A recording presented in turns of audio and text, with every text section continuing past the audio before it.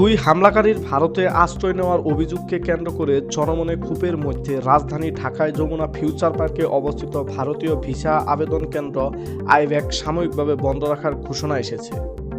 বুধবার আইব্যাক বাংলাদেশের ওয়েবসাইটে প্রকাশিত এক বিজ্ঞপ্তিতে জানানো হয়, উদ্ভূত পরিস্থিতির কারণে আজ দুপুর 2টার পর থেকে আর কোনো কার্যক্রম চলবে না। বিজ্ঞপ্তিতে আরও বলা হয়েছে, যেসব আবেদনকারী আজকের জন্য স্লট বা অ্যাপয়েন্টমেন্ট নির্ধারণ ছিল তাদের জন্য পরবর্তীতে নতুন তারিখ বা সময় জানিয়ে দেওয়া হবে।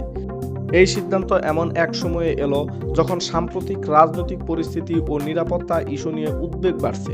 এর আগে গত সোমবার ঢাকায় অবস্থিত মার্কিন দূতাবাস বাংলাদেশে অবস্থানরত যুক্তরাষ্ট্রের নাগরিকদের জন্য চলাফেরার সতর্কতা জারি করে।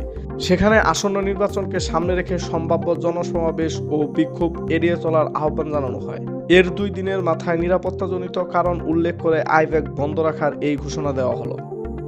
এদিকে সাবেক প্রধানমন্ত্রী ও দেশের আলোচিত হত্যাকাণ্ডের সঙ্গে জড়িত ব্যক্তিদের দেশে ফিরিয়ে আনা এবং ভারতীয় প্রক্সি রাজনৈতিক দল ও সরকারি কর্মকর্তাদের ষড়যন্ত্রের প্রতিবাদে গেল মঙ্গলবার মার্চ টু ইন্ডিয়ান হাইকমিশন কর্মসূচি ঘোষণা দেয় জুলাই ঐক্য।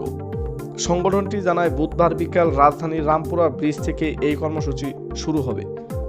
মোহাম্মদ ভাইজিদ প্রবীণ, এই দিন এই সময়।